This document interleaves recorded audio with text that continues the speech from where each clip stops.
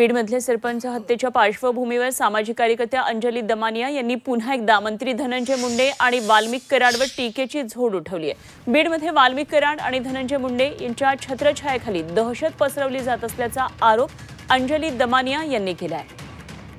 अंजली दमानिया या सातत्यानं ट्विट करतात आणि वाल्मिक कराड आणि धनंजय मुंडे यांच्या संबंधांवर त्यांनी यापूर्वी सुद्धा अनेकदा ट्विट केलेलं आहे। आता नेमकं अंजली दमानिया यांनी आज काय ट्विट केले तेही पाहूया। दमानियांनी म्हटले, वारे बीड आणि वाल्मिक कराडांची दहशत आणि एक पिस्तूलधारी माणूस।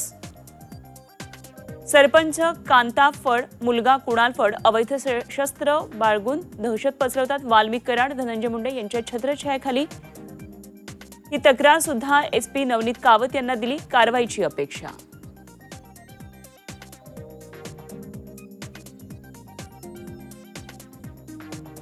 तर अंजली दमानिया यांनी पुन्हा एकदा धनंजय मुंडे आणि वाल्मिक कराड यांच्या संबंधांबाबतचं हे ट्विट केलेलं आहे। यापूर्वी सुद्धा धनंजय मुंडे यांच्या कंपन्यांवर वाल्मिक कराड कशा पद्धतीने संचालक आहेत ते सांगितलेलं होतं आणि आता पुन्हा एकदा त्यांनी ट्विट करून टीका केलेली आहे।